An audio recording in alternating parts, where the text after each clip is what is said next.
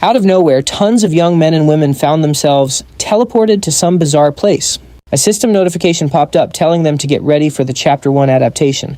The time remaining until the first monster wave was only 4 minutes and 21 seconds. Amidst the chaos, a long-haired young man was the only one to receive a mysterious treasure box. Armed with the mystical power from this treasure, what will he have to do to make it through the first monster wave? To understand how we got here, we need to rewind one day and meet our protagonist Jong-un, who was standing in a bizarre space filled with countless whirring gears and machinery as a clear ringing sound echoed all around. Player Jong-un, your time is up.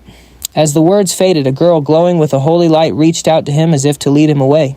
But to really get the full picture, we need to start at the Temple of 10,000 Demons. The demon of greed led his hordes and built this temple from a rare gold mine found on Hell Mountain. The Temple of 10,000 Demons used to be at the very top of the tower. But after the Third Great War between gods and demons, the demonic forces were defeated. As a result, all remnants, including the Temple of 10,000 Demons, were cast down from the tower's peak. Just when it seemed like peace had finally arrived, the tower was attacked by a mysterious enemy, an outsider, and was ultimately destroyed. These outsiders possessed power that surpassed even the gods, driving away the constellations and wiping out the now powerless players. A world where every single player had been annihilated. This is the dire situation the tower now faces. And unbelievably, the last glimmer of hope rests on Jong-un's shoulders. The Temple of 10,000 Demons fell all the way to the 92nd floor, but because of that, we actually have a chance to turn things around. The item I'm searching for is hidden here, Jong-un thought to himself. Mammon's treasure. If I can just use it to turn back time. The moment he opened the door in front of him, a notification popped up. Zeus. Player Jong-un has entered the Temple of 10,000 Demons. This is a first-time achievement a player has entered the Temple of 10,000 Demons. You have accomplished a historic feat. You have stepped into the realm of the gods as a mere mortal. You have accomplished a glorious feat. Jong-un ignored the notifications and let out a sigh of relief. I finally made it. So this is the Temple of 10,000 Demons, huh? He murmured, his eyes scanning the area. Before him lay a vast, glittering golden hall. But before Jong-un could take it all in, the entire space began to shake violently. And massive cracks spiderwebbed across the ceiling. A sense of urgency washed over him. Looks like I need to hurry. With a frown, he activated his unique skill, Journey's Milestone. It's a top-tier exploration skill that works like a heroic leap, guiding him to his destination. Without this skill, he thought, I never would have found the Temple of 10,000 Demons, let alone survived this long. He muttered, I'm counting on you again. Lead me to Mammon's treasure. The golden needle on his compass spun to life, and Jong-un sprinted after it. It led him straight to a dead end. Seriously, it's pointing at that thing. The needle was aimed directly at a candle sconce on the wall. With no time to waste, Jong-un grabbed the candle holder and twisted it downward. Immediately, the wall rumbled and slid open, revealing a secret passage. After heading down a long flight of stairs, Jong-un found himself standing before a massive golden door. Staring at the door, Jong-un muttered to himself, this has to be it.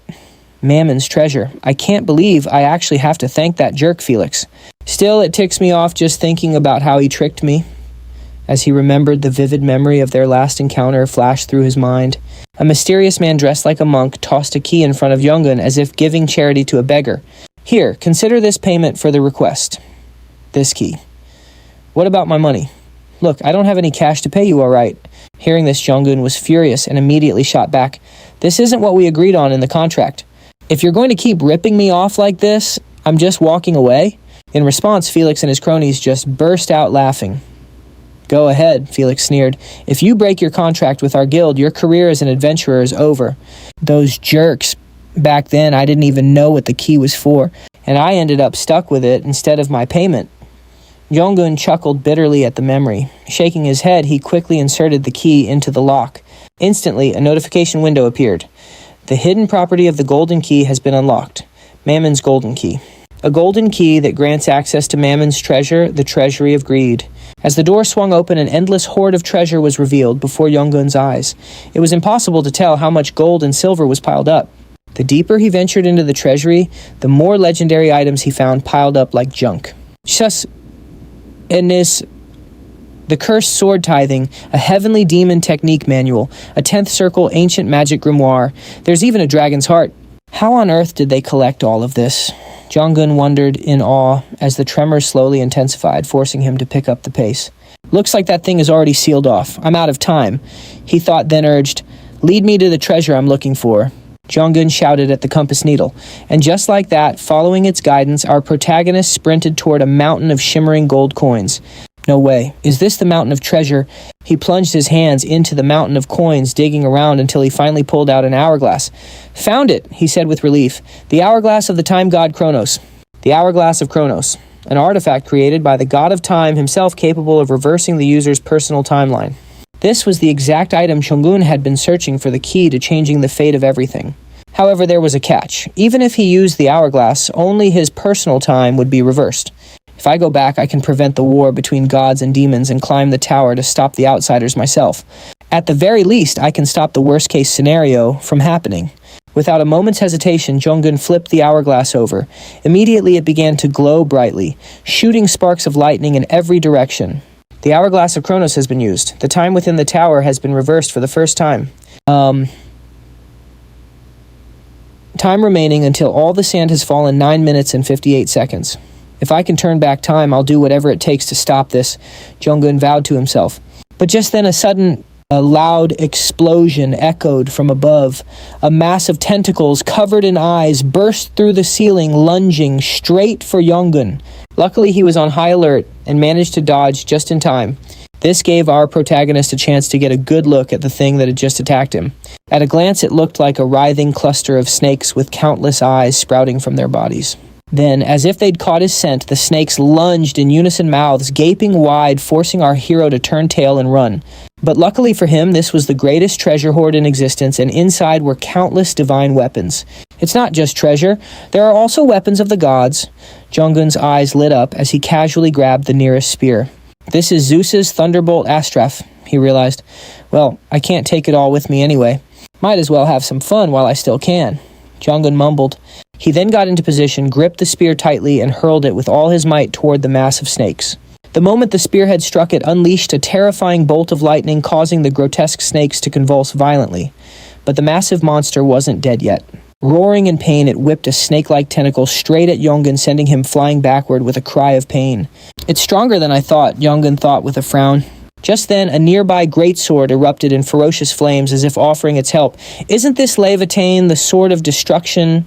With the weapons of the gods, I can damage any outsider, no matter how strong. Besides, he mused, this sword was made to burn the world. Surtur's sword, he realized. As he thought this, he quickly grabbed the blade and charged directly at the giant monster.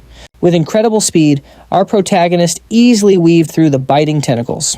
And after closing the distance, Jong-un swung the flaming sword with all his might, creating a massive explosion. Outsiders are parasites that take over other creatures. Finally, its true form is revealed, Jong-un thought to himself.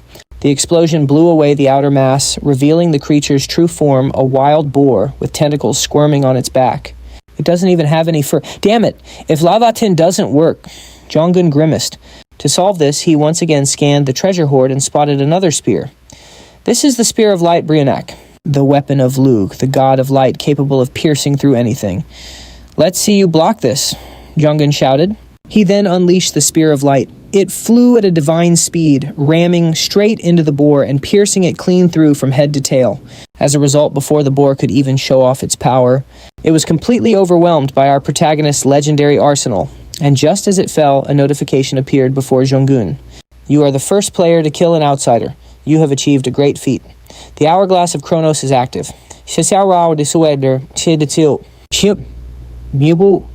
The Treasury of Greed has collapsed. The treasury no longer has a master. The player is currently inside the treasury and possesses the golden key. Player Jong-un is recognized as the new master of the Treasury of Greed. Greed has been destroyed. The power of greed has chosen player Jong-un, who defeated greed. Player Jong-un's causality is being reversed. All owned skills have been deleted. Experience gained in the tower has been reset. Back in the tutorial, the scene shifts to a forest clearing where a crowd of people is starting to gather. The weird part was, nobody seemed to know how they got there. Where are we? One person muttered. I was just at the office a second ago.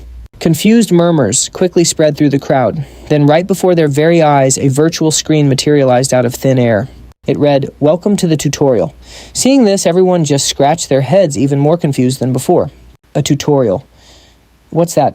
someone asked, but amidst the confusion, one young man stood perfectly calm, coolly observing his surroundings. This man, of course, was none other than our main character.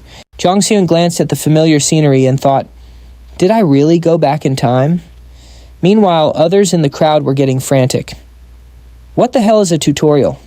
Someone explain what's going on." "How are we supposed to know?" another shouted back. "We're all in the same boat here." But as for Jong Seun, having been through this once before, he wasn't the least bit surprised. "Everyone's just as chaotic as I remember," Jong Seun thought to himself quietly, taking a few steps away from the panicking group. Just then, however, a man suddenly grabbed his arm. Trembling, he asked, Do you know what's happening here?" "What did I do to deserve this?" he whimpered. Hearing the voice, Jong Seun turned and saw a familiar face. Jong Seun thought, "I remember this guy. During the tutorial, he gets brutally murdered, has his throat torn out." With that grim memory in mind, Jong Seun calmly tried to reassure him. "Calm down." "How can I possibly be calm? We were dragged here without any explanation. Is this some kind of hidden camera prank?" the man speculated. Meanwhile, Jong Seun found his own advice a bit laughable. "It doesn't matter what I say right now," he mused. "No one's going to listen, but once the attack starts, they'll quiet down real quick." Right on cue, another notification popped up in front of everyone. Tutorial Chapter 1. Adaptation. Time until the first monster wave, 4 minutes and 21 seconds. Reading this, everyone's eyes widened with anxiety. "What's that A monster wave?" they cried. Ignoring their bewildered expressions, our main character was already focused on his status window. "So far, everything's the same as last time," he thought. This was Jong Seun's status window. Name Jong Seun, Level 1. Title None. Strength 7, Agility. 9, Stamina, 8, Intellect. 12, Other Stats 0. Unique Skills, Power of Greed, Power of Gluttony. Seeing this, Jong Seun's brow furrowed. "Back then I didn't know, but now I realize my stats are pretty terrible. Wait, forget that." He thought, "What are these powers?" Jong Seun wondered, his eyes fixed on the Unique Skills section. He somehow had 2 of them. He then started to recall the system notifications he saw right before he returned to the past. "So I wasn't just seeing things back then. That means I can use that power too." No sooner had he thought it, Jong Seun focused his mind, and a small treasure chest materialized in the palm of his hand. A message appeared, "The treasure of greed has been opened." Inside was Dragon's Breath, the breath of the red dragon Firaxis. Also inside was Mjolnir Thor's hammer, the legendary hammer wielded by the god of thunder. And finally, the Heavenly Demon Control Art, a martial art passed down through the demonic cult. With a starting arsenal like this, a huge sense of confidence began to swell within Jong Seun. With this power, he thought, "I can finally build up enough strength to fight those damn invaders." The moment that thought crossed his mind, the countdown ended and a new notification appeared. Tutorial. Chapter 1. Adaptation. The first monster wave is beginning. Fight back against the wave and prove your worth. This announcement sent the crowd into a full-blown panic. "It's starting. What do we do now?" The group's panic intensified as they spotted the silhouettes of a wolf pack emerging from the forest. "Wait, are those wolves the monster wave?" Their terror was like a dinner bell to the wolves. The scent of fear only excited them more as they charged forward in a frenzied attack. "Run!" someone screamed. "There isn't just 1 or 2 of them. What the hell is this?" The group broke into a mad scramble, but they didn't get more than a few steps before another pack of wolves blocked their path, trapping them in a pincer formation. They were completely surrounded with no way out. At this point, several people's faces had turned pale as they imagined the worst. "What do we do now? Are we all going to die here?"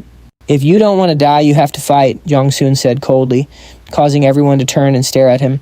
A man who looked like an office worker grabbed him by the collar and shouted, "Hey kid, don't you get the situation we're in? How can you tell us to fight those things? Without any weapons, are you insane or do you have some kind of plan?" The big guy Kang Honcho chimed in with a serious face. "It sounds like you have a plan." On the other side, Jong Seun calmly buttoned up his shirt, nodded, and spoke. "It's simple," he said. "While I handle the monsters, the rest of you focus on defense." "Got it," Honcho replied, though he couldn't help but wonder how one guy could possibly handle that entire pack of wolves by himself. Meanwhile, Jangul was completely oblivious and focused on his own situation, thinking to himself, "All right, time to test out this new power." With that thought, he opened the Treasury of Greed and pulled out a martial arts manual called the Tenset Tanui. It was a basic kicking technique from the legendary Shaolin sect. Jangul immediately used the martial arts manual to learn the skill. Just then, the fastest wolf in the pack lunged forward. its jaws wide open, looking like it wanted to give Jangul a big sloppy and probably fatal kiss. Unfortunately for the wolf, Jangul wasn't interested in smooching monsters, so he unleashed the first form of the 10-set Tanwi, landing a solid kick right in its chest. The wolf yelped as it was sent flying. Seeing their packmate go down, the rest of the wolf pack started barking furiously and swarmed in to attack him all at once. Seeing this, Jangul's expression hardened as he charged forward to meet them head-on. He leaped into the air, spun, and brought his heel down in a powerful descending kick that slammed into the ground. The ground cracked and shattered from the impact, sending the surrounding wolves flying from the sheer force of the shockwave. The ordinary citizens watching from behind were in awe of Jangul. Seeing his incredible power, they felt like they were watching a real-life superhero. "Who is that guy? He's fighting off those wolves with his bare hands," they exclaimed in amazement. As for the brawny man Hancho, he was finally starting to understand why Jangul had been so confident about taking on the wolf pack. "He's incredibly strong," Hancho thought, "but I get the feeling he's still holding back. Taking on a pack this big, completely unarmed, for some reason I feel this fire igniting inside me. It's not fear, and it's not impatience. What is this feeling? I'm losing focus." Hancho snapped back to reality just in time to raise his arm and block a lunge from another wolf. He then grabbed the wolf's head with his right hand and violently slammed it into the ground. The impact was so powerful it actually left a small crater in the dirt. "Whoa, he took that wolf down with his bare hands," one of the citizens yelled. A spark of fighting spirit ignited among the crowd as they looked at each other. "With strength like that on our side, maybe we actually have a chance. We outnumber them. Come on, everyone. Grab anything you can use as a weapon," the people shouted to one another. Meanwhile, Hancho's attention was still glued to Jangul's fight up ahead. "He leaves no openings," Hancho analyzed.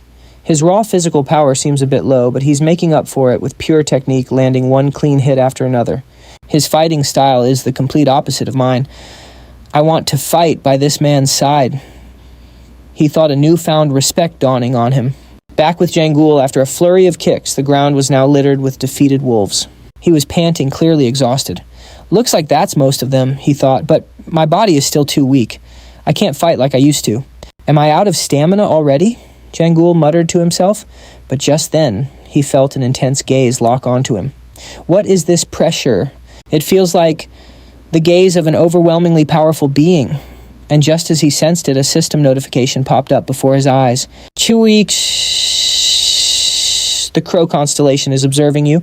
A constellation and the Crow of all things. That's the original owner of the Treasury of Greed. Mammon," Jangul realized with a jolt. "The god of greed is watching me." Did he realize I used his power? What am I going to do if he finds out I took items from his treasury without permission? Should I try to hide my power? He could punish me on the spot just for using it without asking. It wouldn't be surprising at all. I fought so hard just to get this second chance. Is this really how it ends for me? Jangul thought in despair. And just as he feared, it seemed the greedy god was putting the pieces together. Just then, another notification appeared. The Crow constellation has detected traces of distorted causality. The Crow constellation nods, recalling the existence of the hourglass. The Crow constellation is smiling. As soon as that message faded, the intense pressure of the gaze vanished along with it. Jangul felt a wave of relief, but he couldn't shake his unease. He knows I used the hourglass, but there was no punishment. Did he anticipate this all along? Something about this is suspicious. It's almost like he's given me his silent approval. If that's the case, then I shouldn't hesitate. Time to test out the next power.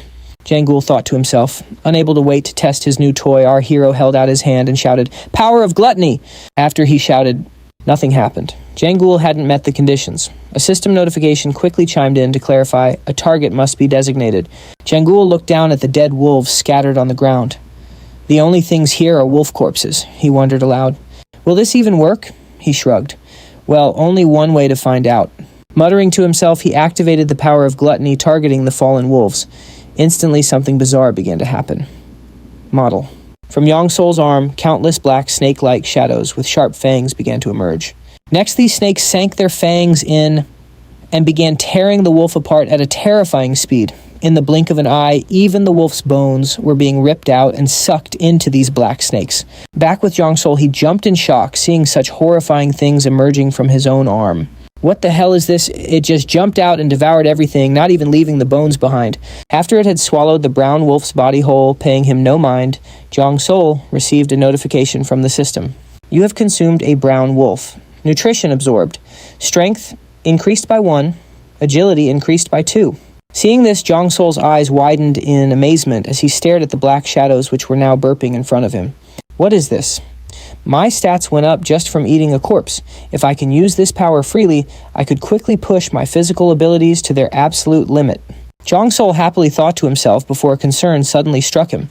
Wait a minute. If that's the case, does this mean Beelzebub, the demon of gluttony, has realized this too, just like the demon of greed did? He got a little too excited and used the power without a second thought, and right after that without giving our protagonist a moment's rest. The owner of that trait took notice of Jong-sol. The starving prince constellation has stopped chewing on a wolf's leg and looks startled. Seeing this notification, Jong-sol's face was instantly drenched in sweat. Because this guy's different from the demon of greed. I was lucky to get away from Mammon, but Beelzebub is an extremely powerful demon. I can't rely on luck this time. The more he thought about it, the more worried his expression became. Then another notification appeared. The starving prince constellation opens his mouth as if he's about to say something, but instead he just shoves more meat into his mouth. Seeing this, Jong-sol's expression turned completely dumbfounded. A demon from hell, one of the strongest beings in existence, is going crazy over a piece of meat. Is he really that hungry? If so, this might actually be to my advantage. If he's that hungry, then I'll let him eat his fill. With that thought, Jong-sol once again activated the power of gluttony and rushed forward to consume all the remaining brown wolves, making Beelzebub go wild with joy. The starving prince constellation cheered at the unexpected feast, absolutely ecstatic. Jong-sol also nodded, feeling like he'd just dodged a bullet. Good, he thought. Everything is going according to plan. Nutrition absorbed. Strength increased by 0.1. Agility increased by 0.5. The stat increase is much lower than before, but that's fine. My current goal isn't to raise my stats anyway, Jong-sol thought to himself. Then he looked up to the sky to communicate with the constellation. You're surely not full yet, are you? Jong-sol asked, and Beelzebub quickly replied. The starving prince constellation drooled, saying that was just an appetizer. Hearing the reply, Jong-sol smirked to himself. Truly the demon of gluttony. And so the training session, or rather the negotiation, came to an end. Just like that, time passed quickly. Because Jong-sol had single-handedly blocked most of the brown wolves, the others were able to easily handle the rest. We're done with the small fry. We've defeated all the wolves. The whole group cheered in celebration. Everyone also received a notification from the system. Tutorial. Chapter 1. Adaptation. You have successfully survived the first attack wave. All participants who were attacked will receive 50 points. Back with Jong-sol, he glanced around at everyone and thought, it looks like everyone made it through. The first wave passed safely without a single injury. In the previous timeline, there were quite a few casualties. Could it be that me taking out more than half the monsters is what changed the outcome? Just as he was pondering this, the system began to calculate everyone's individual contributions and displayed a ranking board. First place, Jong-sol, 220 points. Second place, Kang Hanul, 80 points. Third place, Yosa, 40 points. Looking at the rankings, Jong-sol stroked his chin and thought, 220 points. That seems about right. In this tutorial, the higher your contribution score and rank, the greater the reward for clearing it, and the higher the chances of being chosen by a constellation. Of course, my goal is first place. Even though we survived the first wave safely, I've realized something. I need a weapon. Even with Mammon's treasury, my stats are still below the average person's. There's a definite limit to what I can do barehanded. I need a weapon to compensate for my shortcomings. The problem is there are no decent weapons anywhere around here. In that case, I'll have to search the forest, raise my stats, and find something useful. As my stats increase, I'll also be able to unlock better items from Mammon's treasury. With that thought, Jong-sol quickly began moving towards the forest in front of him. However, at that exact moment, a female voice suddenly called out to him, "Hey, wait a minute. Where do you think you're going all by yourself?" Hearing the call, our protagonist paused for a moment before turning toward the voice. Whose voice is that? It sounds so familiar. Wait, could it be the one they called the tornado before I regressed? Hosea, Jung-gun thought as he saw her. I don't remember everyone here, but there's no way I could forget her. She became famous on the upper floors of the tower alongside Kang Hyul. After all, she's one of the top rankers, Jung-gun recalled. Meanwhile, Josiah hurried over to him and asked, "Where are you heading off to all by yourself?" So annoying, Jung-gun complained internally. Once the tutorial starts, every second counts. I don't have time to worry about other people. When Jung-gun didn't answer, Josiah spoke up again. "Hey, are you even listening to me?" Her voice snapped Jung-gun back to reality. "I'm just going to scout the area," he replied. "Staying here isn't going to help." Hearing this, another survivor advised, Instead of scouting, we should all gather and discuss how to handle the next attack wave. And what will talking about it change? Jong-un asked doubtfully. Of course it will. At the very least, it can ease everyone's anxiety. Josiah asserted, but Jong-un was already sick of this conversation. I don't have time for this, and it's not like I can explain everything to them, he thought. Sighing internally, he asked aloud, so what exactly is your plan to ease their anxiety? Once the second wave starts, we'll just have to run away again. What then? It could be dangerous if you go alone, Josiah yelled. But at that exact moment, the system provided an answer for everyone with a new notification. Tutorial, Chapter 1 Adaptation. Time remaining until the second monster wave. 2 hours and 57 minutes, seeing that Jong-un started calculating in his head. 3 hours. There are only 3 hours left. Not wanting to waste another second, he turned to leave. As he walked away, he called back to Josiah, Go back. From now on, you'd be better off just paying attention to the system notifications. You have nothing better to do while you wait anyway. Go join the discussion or whatever. And just like that, Jong-un coldly walked towards the forest, leaving Josiah staring with wide-eyed disbelief. Wait, what's happening? She muttered blankly. Actually, you should use that time to find a sturdy branch or something, Jong-un added as a final piece of advice. His abrupt words made Josiah freeze on the spot, not noticing her reaction. Jong-un proceeded to take down an entire pack of brown wolves shortly after entering the forest. He was confused by their large numbers in this area. Why are there so many wolves? This is the perfect time to raise my stats, Jong-un said happily, quickly using his power of gluttony to absorb the wolves and boost his stats. However, everything has its limits, and his absorption skill was no exception. You have devoured a brown wolf. You can no longer absorb nutrients from the same type of creature.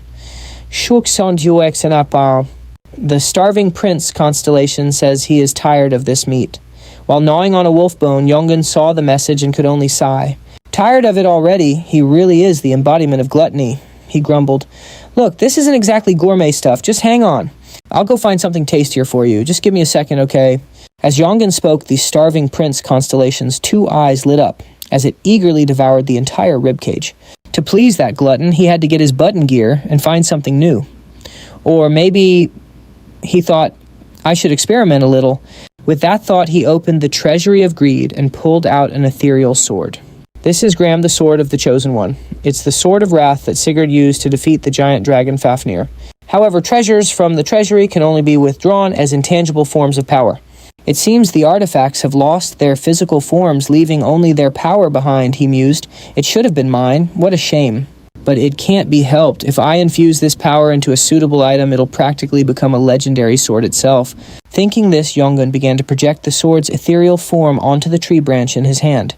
But of course, life is never that easy. The moment the legendary sword's power began to fuse with it, the branch couldn't withstand the energy and instantly turned to ash.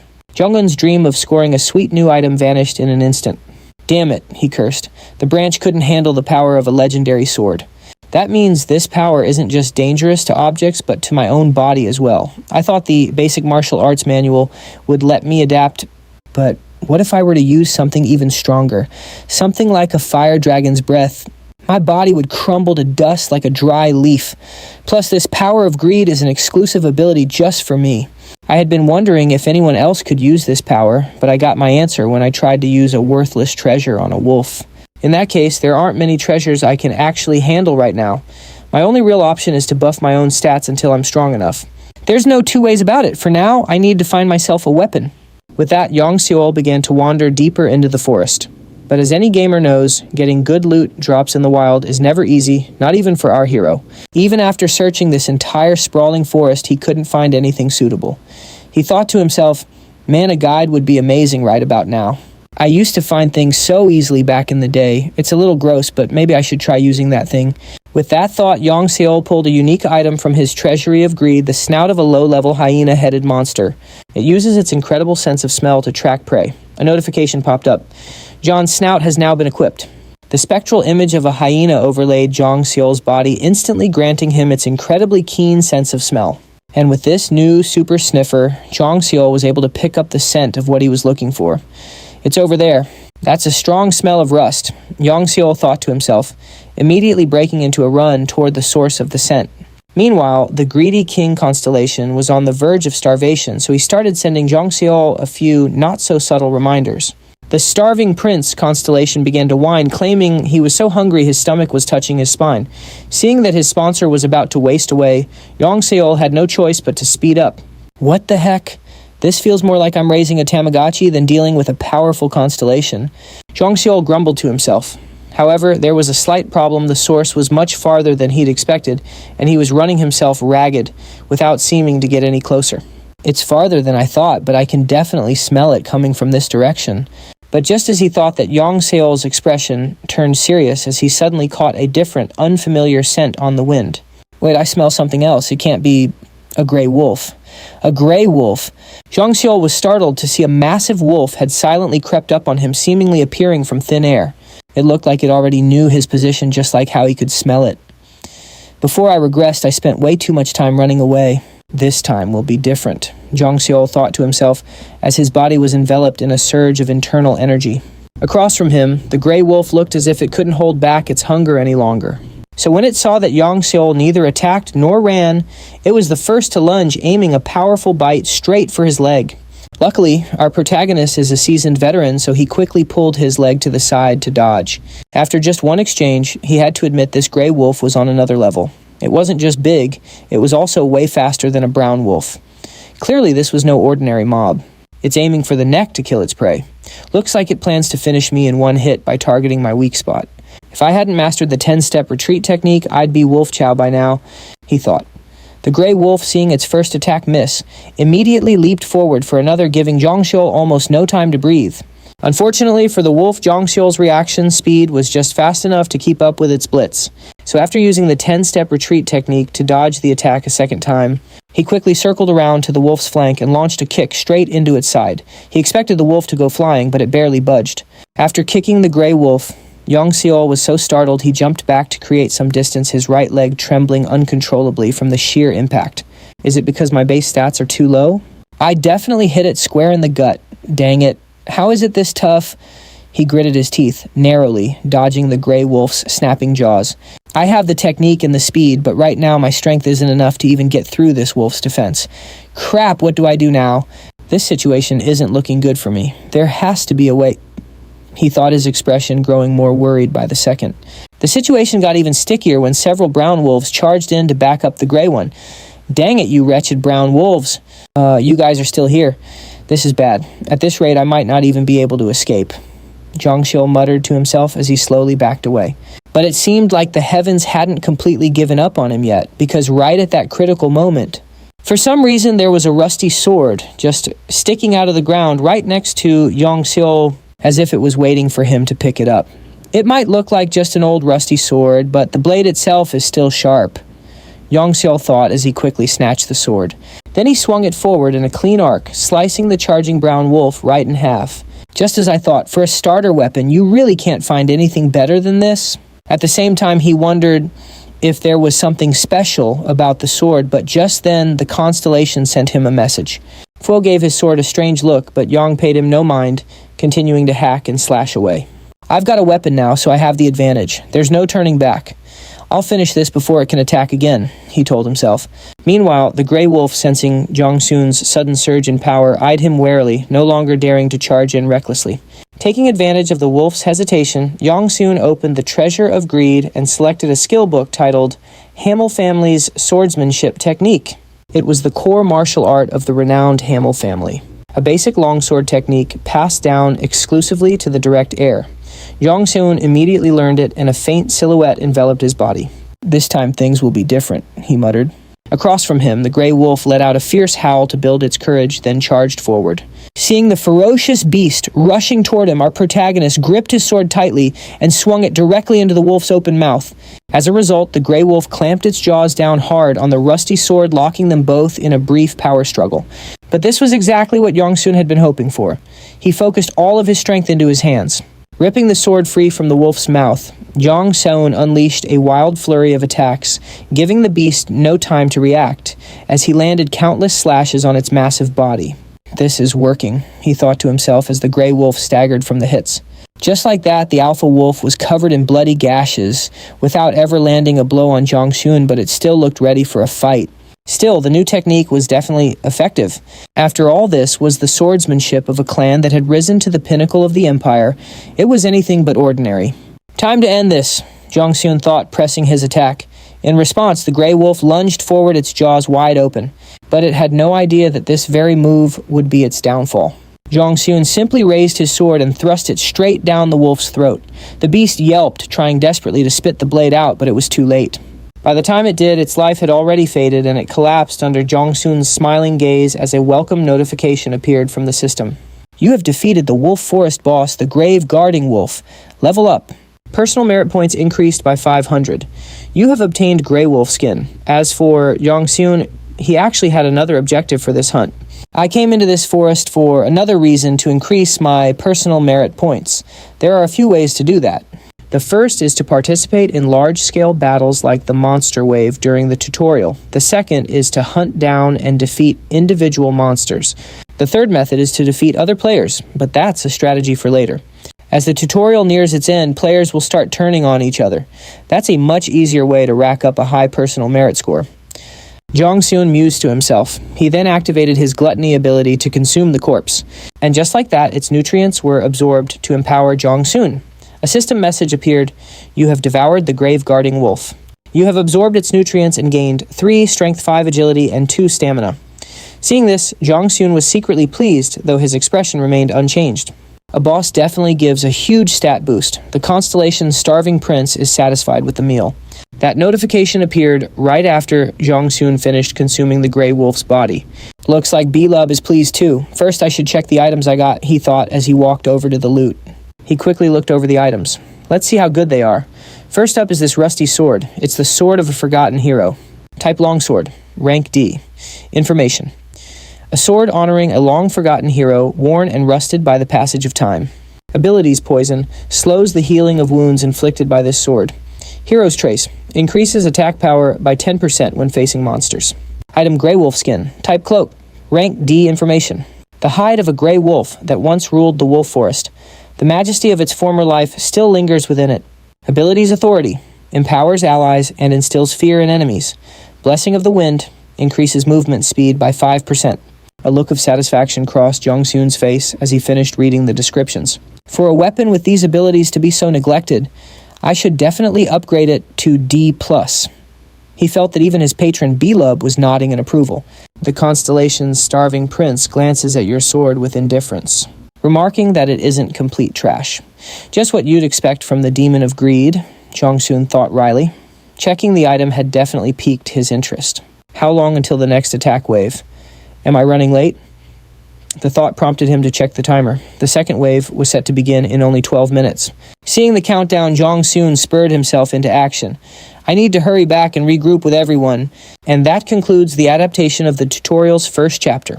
The second monster wave is beginning. Stop the monster wave and prove your worth. The notification rang out. Meanwhile, Yonggun was still taking his sweet time walking through the forest. The attack started right as I got here. I did promise Joseph that I would be back before the attack began, but whatever. It's not like I care. This is actually a good chance to see how everyone else reacts, so I know which useless freeloaders to avoid. And so our protagonist calmly began to walk back toward the group. This second wave consisted of a herd of wild boars. What are you all doing? Don't run, damn it! The survivors cried through gritted teeth. First wolves and now wild boars.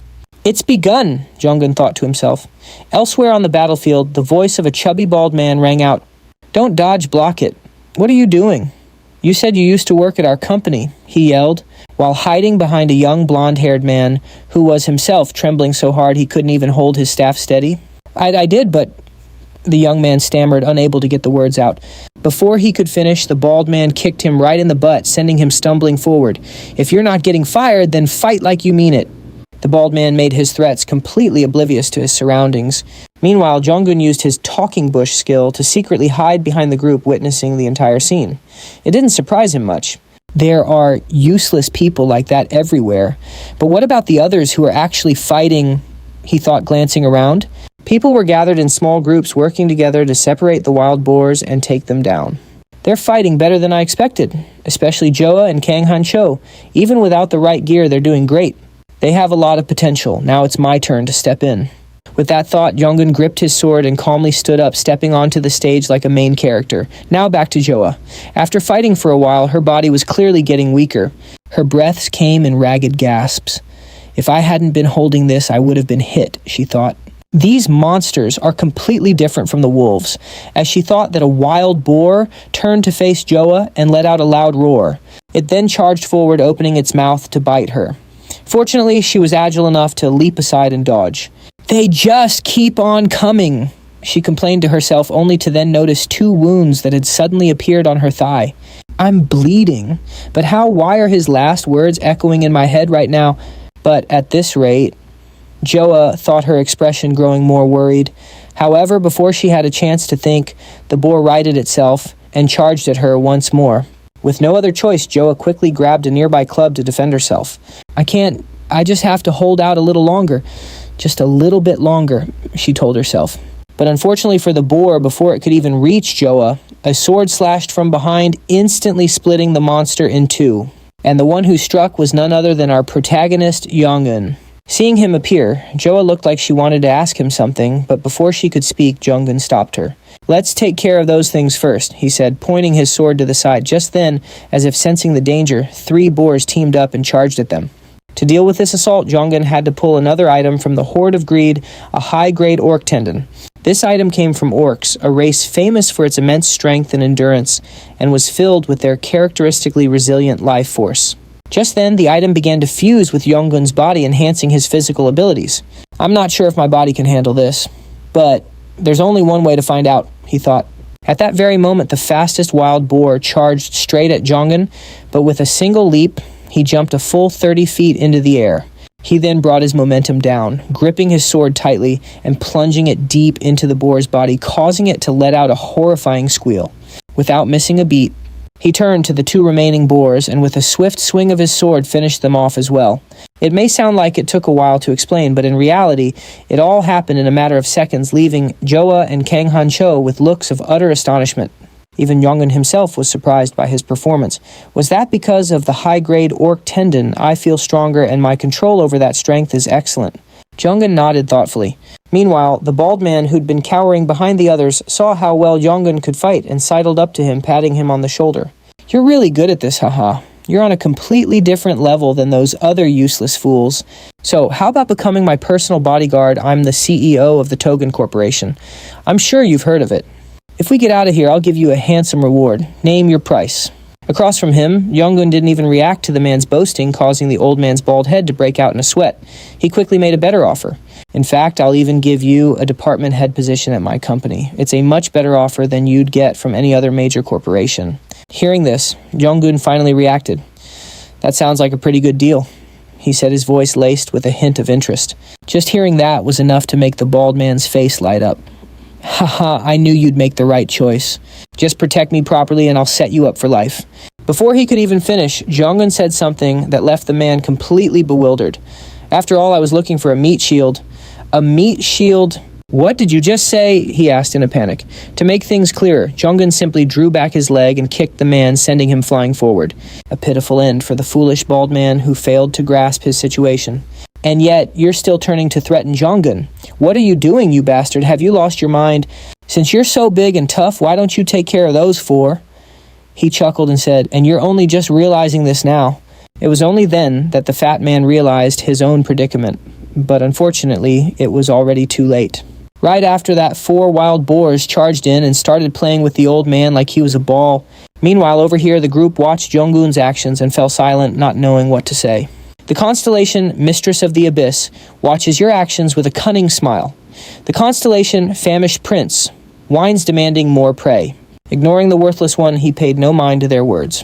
Not long after, by working together, the group was able to take down all of the wild boars. First tutorial. Chapter Adapt. You have completed the second wave of attacks. All participants receive 50 points, calculating individual contribution points. First place, Jonggun, 1,080 points. Second place, Kang Honcho, 180 points. Third place, Jua, 100 points. You have consumed a brown wild boar. You have absorbed its nutrients. Strength has increased by 1 point and stamina by 2 points. The constellation Famished Prince is devouring the wild boar with glee, eagerly awaiting more. Ignoring that starving demon, Jongun started to look at the carcass next to him and made a plan. I'll keep one for food.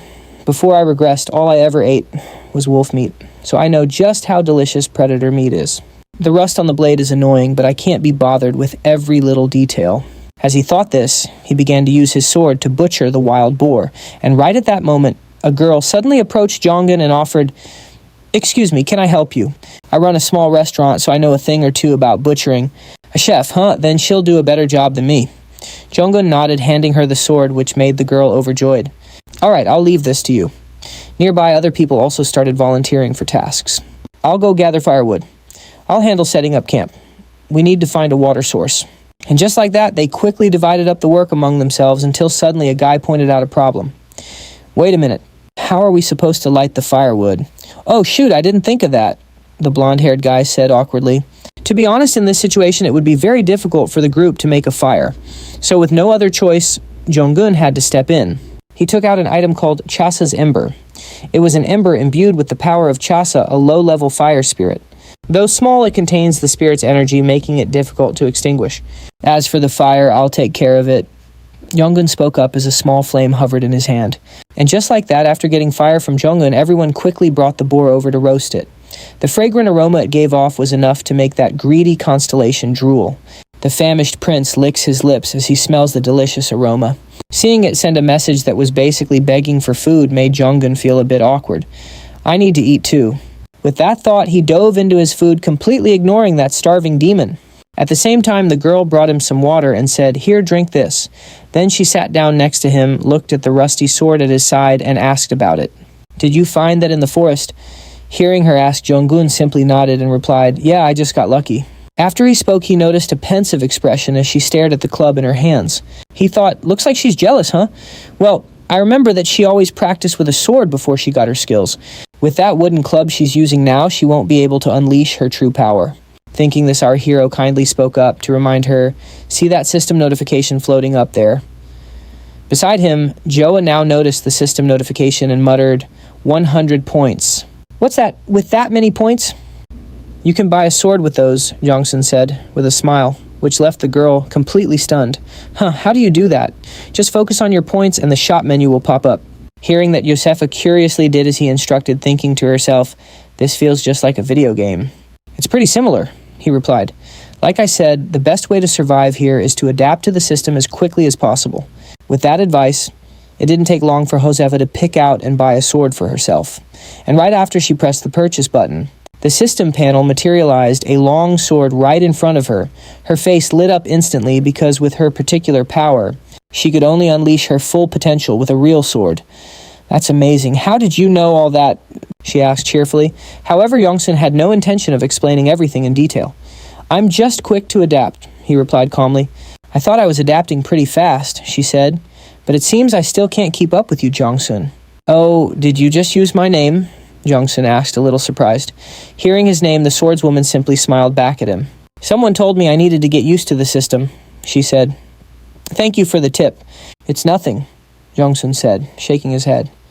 "I look forward to working with you," Josefa added. And just like that, time flew by.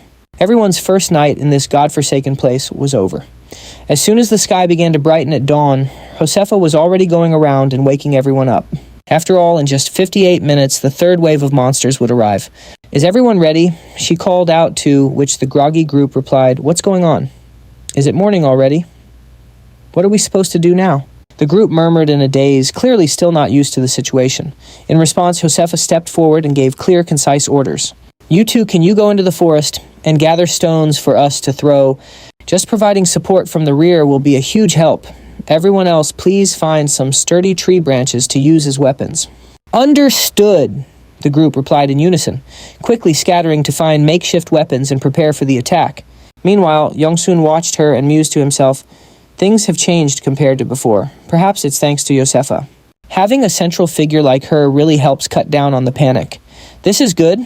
It allows me to focus on the hidden piece." With that thought, he opened the Treasury of Greed and took out a book titled The Blue Magic Circle. This was a secret training method passed down exclusively to mages who were highly sensitive to mana. specifically those at the Blue Tower, one of the 7 great magic towers. The magic circle is the most fundamental component a mage needs to cast spells.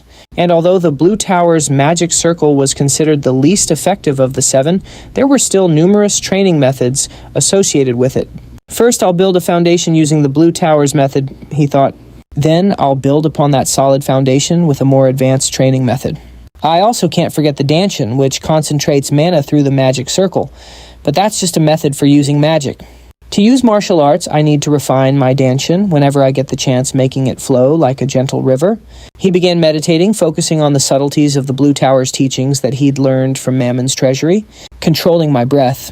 I can vaguely feel an energy responding from my lungs. I'll cautiously reach for the energy trapped inside, and asking if it wants to stay here, if it wants to join me. Only the energies that allow it will gather in my heart. And just like that, because he was so familiar with controlling energy from his past life. Jongsun quickly gathered the mana into his heart as if it were second nature. A system notification promptly appeared confirming he'd successfully formed his first magic circle via the Blue Tower's training method. A new message read, with this circle. Concentrating mana and using magic is now possible. Your mana level affects the power and speed of the circles you can use. You have achieved an outstanding accomplishment. As a reward, you have earned 1,000 points. Then notifications from the constellations began to flood in. The 3 sisters turned to look at you with wide eyes. The Heavenly Mother exclaims in admiration, "The wise old crone." Despite seeing so many constellations paying attention to him, Yongsun didn't look happy in the slightest. A lot of magic-related gods are showing interest. He thought, but I already have Beelzebub and Mammon on my side. Even if I'm not their apostle, those two are on a whole different level from these constellations. On the other side of the celestial plane, it seemed the 2 demons of greed and starvation were also a little worried that Yongsun might be snatched away by the other constellations. The starving prince looks sad, commenting that there are more guests. Beelzebub scowls and takes a treasure from his treasury. The constellation Beelzebub has blocked all communications from lower-grade constellations. Seeing this, Yongsun's eyes flashed with astonishment. He can block communications. Even for high-level entities, messing with the system like that takes a ton of effort. Are they even powerful enough to block other people's communications? Those other constellations must be going nuts right now, Zhang Sol thought to himself. His 2 sponsors also breathed a sigh of relief. The Starving Prince constellation was relieved to see that the uninvited guests had vanished. The Silent Watcher constellation quietly observes you. He paid them no mind. Now that the constellation's communications were blocked, Zhang Sol returned to the task at hand. Finally, some peace and quiet. Time to get back to my mana training. The Green Tower's method isn't very efficient, but it definitely strengthens the circle. I can feel it working. However, he hadn't even had a real chance to start practicing. Just then, a blonde-haired guy came up to him and said, "Hey man, are you sleeping?" Who nods off, sitting up like that. Hurry up and get up. There are only 12 minutes left. The disruptive noise made it impossible for Yong Sol to concentrate, so noisy. With a sigh, he reluctantly broke out of his meditative state. However, when he got a clear look at the person in front of him, he froze. What is this guy doing in front of me? Unaware of Zhang Sol's thoughts, the young man kept smiling brightly. "Man, I thought you were dead. You didn't move for a whole hour." Haha. In response, Zhang Sol coldly asked, "What do you want?" "Whoa, so cold. We're all in the same boat here." "Wouldn't it be better if we were friendly with each other?" he said, holding out his hand. But with memories from his past life, Zhang Sol knew exactly who this was. Park Jong-pil, a real piece of work. He used to torment the weak and manipulate the elderly into stealing food, operating under the principle that the old should die so the young could live. He's probably only acting so friendly now because the situation has changed. But deep down, he was always this type of person, a bully who preys on the weak and looks down on the disabled. While thinking this, he calmly stood up. Meanwhile, Park Jong-pil kept trying to act chummy. "I just want to be friends," he said. "Looks like you don't have many of those, huh?" Those words triggered an unpleasant memory for Zhang Sol from his past life, back when he was chased by brown wolves like a cornered animal. I still remember the hell he put me through. He even pushed me into the forest under the guise of a scouting mission. Thanks to him, I did gain the Journey milestone power, but that was just a lucky outcome. Finishing his trip down memory lane, Zhang Sol spoke up. "You're a fast runner, aren't you?" "Huh. Why the sudden question?" he asked with a confused look. At that moment, Yong Sol clapped him on the shoulder and gave him a mission. I need you to be the bait. Time flew by, and soon the third wave of the attack appeared. Everyone had already prepared their weapons, sharpened wooden spears. Here they come, everyone get ready. If we stick to the plan, no one will get hurt, Yushio said calmly. Their opponents this time were a horde of monkeys wielding stone axes. Stab them, someone yelled. On cue, everyone gripped their spears and thrust forward in unison, turning the front line of monkeys into honeycombs. However, the creatures seemed to feel no fear and just kept swarming forward over their fallen comrades. There are too many of them. What are we going to do now? A brown-haired guy cried out in panic. Yushio knew this all too well, frantically racking her brain for a plan. Our formation is about to collapse. Where was Yong Sol? In fact, he had already predicted this exact situation. That's why he needed Park Jong-pil. Just then, Jong Sol produced a banana from thin air and tossed it to Park Jong-pil. Begin, he said calmly. Meanwhile, Park Jong-pil was trembling uncontrollably. Oh, wait a minute. Is this really going to work? I told you I'm a slow runner. He tried his best to explain, but Yong Sol had no time for this pampered weakling. He drew back his leg, kicked him square in the butt, and yelled, "Hurry up and go, go!" The kick sent the blonde guy stumbling forward. At that exact moment, the brown monkeys all noticed him, their heads snapping in his direction as drool dripped from their mouths. Just like that, the entire horde of monkeys locked onto him and immediately gave chase, leaving Park Jong-pil with no choice but to start bawling and use every ounce of his strength to run for his life. He's faster than I thought. I figured he'd at least trip a few times, Jong Sol thought with a smirk. Meanwhile, Park Jong-pil, with tears streaming down his face, screamed for help. Hey, save me. I really can't take this anymore. Seeing this, Jong Sol knew the guy had almost reached his limit. So he called out, "Run over here, you idiot." "I'm running!" the guy screamed back. At the same time, Jong Sol began to use his magic, causing flames to erupt around him, which Park Jong-pil frantically dodged. Just then, one of the constellations issued a warning which scared Park Jong-pil half to death. So what's happening here? The spell Jong Seund just used was Fireball, a skill he snagged from the Treasury of Greed. It's the signature spell of Alibi, a talented mage from the Red Tower. It's been modified to work with any magic circle. Its destructive power scales directly with the amount of mana channeled into it. After that, Jong Seund slowly began to gather the fiery energy in his palm, and he launched the fireball directly at the approaching monkey horde. But when that guy Park Jong-poo suddenly saw a fireball hurtling toward him, his face was a mask of pure confusion. Luckily, our protagonist's aim was perfect. So the fireball flew right into the center of the monkey horde, while the shockwave sent Park Jong-poo flying forward, landing him safely near Jong Seund. "Dude, what is that spell? That's magic, right? That's insane!" Park Jong-poo exclaimed, completely shocked, and he wasn't the only one. Everyone behind him who witnessed the scene was equally startled, turning to each other and whispering as if they'd stepped right into a fantasy novel. "Is that something we can even use?" Paying no mind to their awe after thinning out the monsters with one move, Jong Seund had no intention of interfering further. He would let them handle the rest. "If I keep stepping in, I'll just be taking away their chance to gain experience. Besides, I can earn points elsewhere anyway." With that thought, he began to use gluttony to devour the brown monkeys. You have devoured a brown monkey, absorbing its nutrients. Agility has increased by 3 points. The constellation Starving Prince is very pleased with the prey. As for the young man Park Jong-poo, after witnessing Jong Seund's power, he hurriedly bowed his head to pledge his loyalty.